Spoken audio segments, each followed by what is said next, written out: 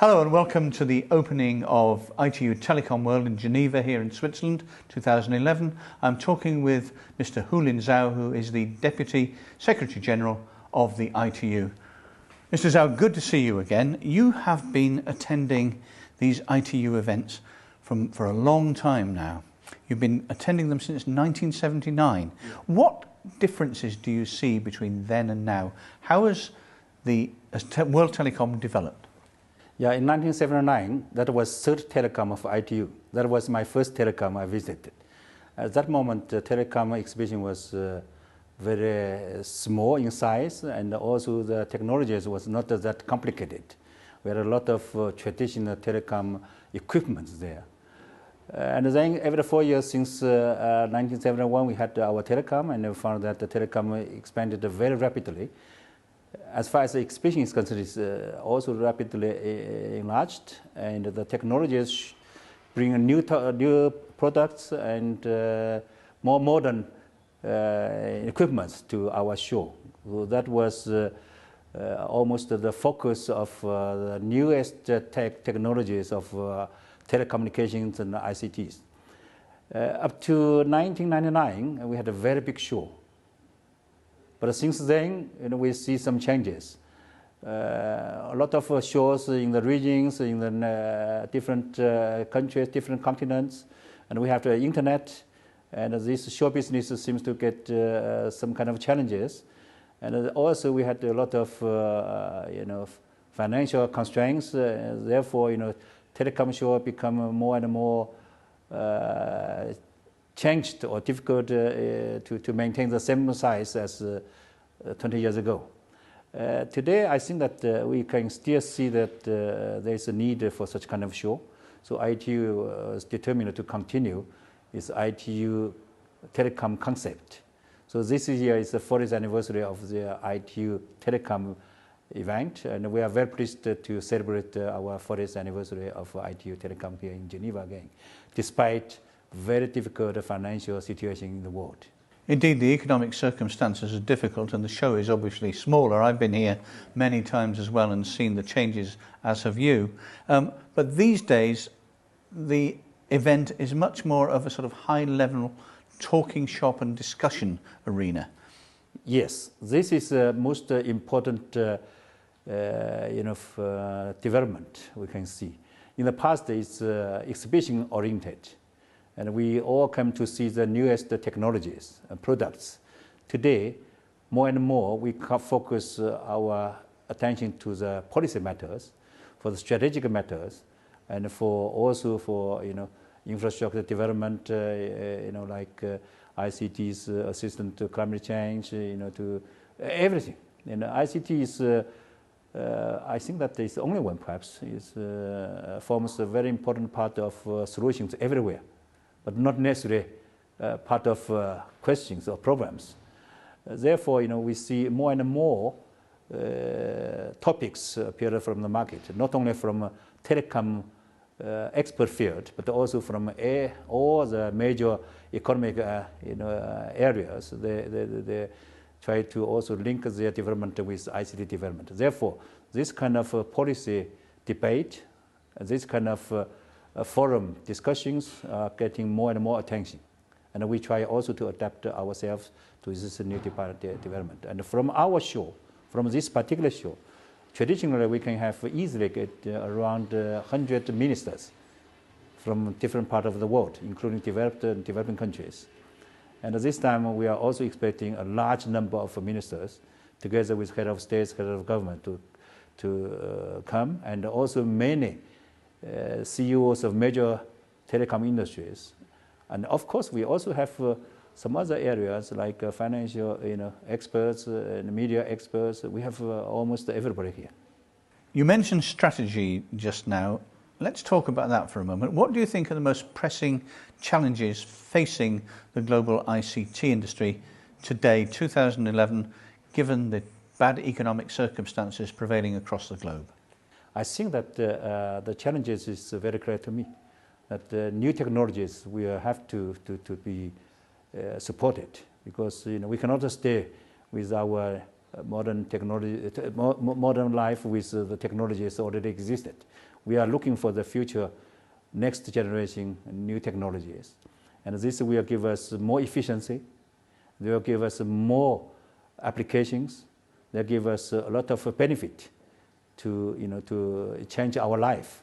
So we are waiting for the new technology. And the new technologies not only necessarily coming from those traditional areas, consider that from developed countries, from very large industries. Today with internet everywhere, with higher education, people more and more everywhere, not from developing countries as well. So we see a lot of brilliant ideas from even those developing countries. And also that in the past we focused ourselves to traditional need of telecom. But today we have to pay attention to those people like disabled people, like those areas not very much profit making at this moment, but isolated areas. We have to provide our modern technologies there as well. And how can we reach that area? How can we reach this kind of group of people? So this is a real challenge to us, and we need to also not forget that we have to further improve our life, who already enjoyed modern life today, but what about tomorrow? So all this need a lot of resources, a lot of efforts to work together. And of course, the financial situation is not helping us at this moment, but we are very pleased to note that in the past, despite of very, very difficult time for many industries, the ICT industry seems to be doing relatively well. And we offer the opportunity to even increase the work opportunities for many countries. And I think that ICT's importance to our modern life will be more and more recognized and supported. One other area which is obviously of pressing importance is that of climate change and the green agenda. Where does the ITU sit in that? Oh, ITU has taken these challenges also on its agenda from quite early time. Myself, I attended the United Nations Conference on Climate Changes, and the Secretary General and the other elected officials. And we also have a lot of projects to support green technologies. And for example, universal charges that we already developed our standard. And with this one, we are very pleased to see more and more industries follow this to try to take up our standards. And we also join the political debate at the national UN level, at regional level, at sub-regional level. And we promote these technologies, asking our national authorities and the industry to join us, to work together to support this important project to have a better life for our future. What about the WSIS? That means World Summit of Information Society. And we had this WSIS initiative from ITU in 1998. And then United Nations approved this initiative and requested ITU to take a lead to organize World Summit of Information Society. And we cooperated with other UN agencies and a lot of stakeholders to organize two phases in the past of the WSIS two phases. First phase was held in Geneva, December 2003. Second phase was held in Tunis in November 2005. And in our WSIS process, we set up some goals in line with MDG goals from the United Nations, so that by the year of 2015, we should have better situation than 15 years ago.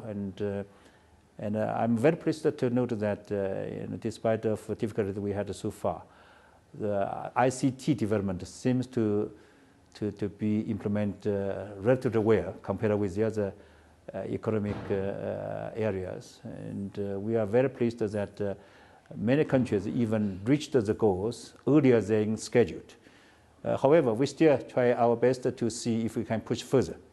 With the new technologies, with those people, ITU is committed to connect the people, connect the world.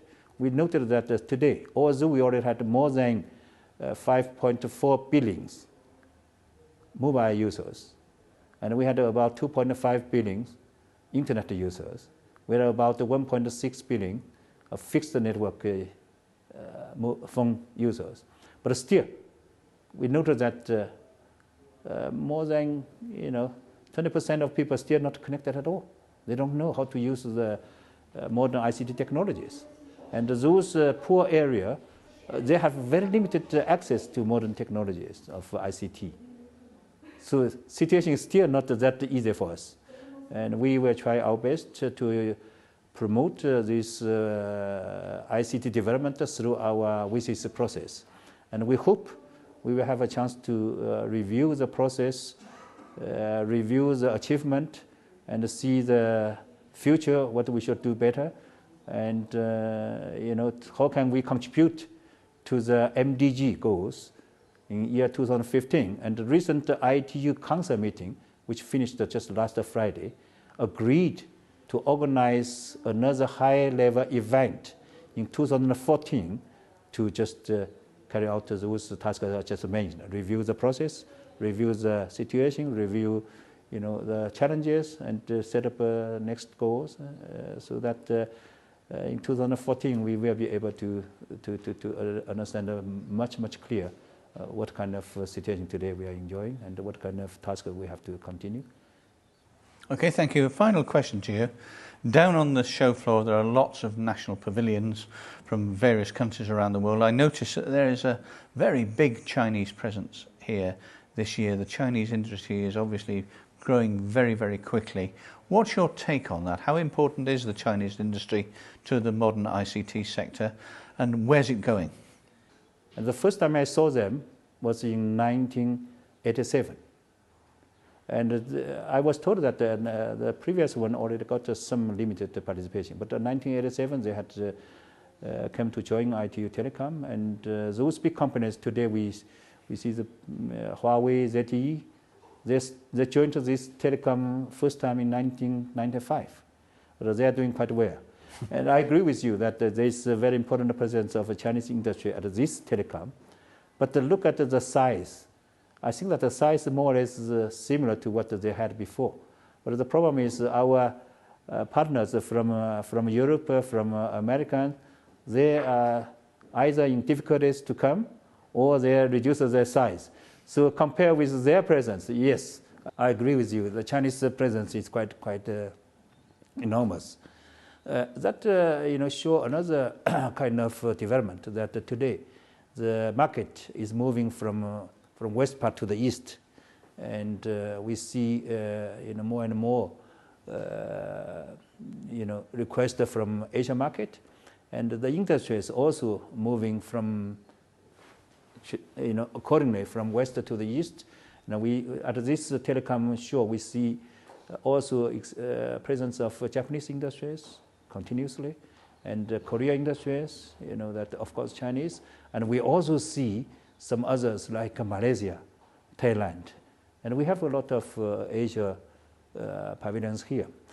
But more importantly, if I may, that we see a very important presence of our Africa pavilions.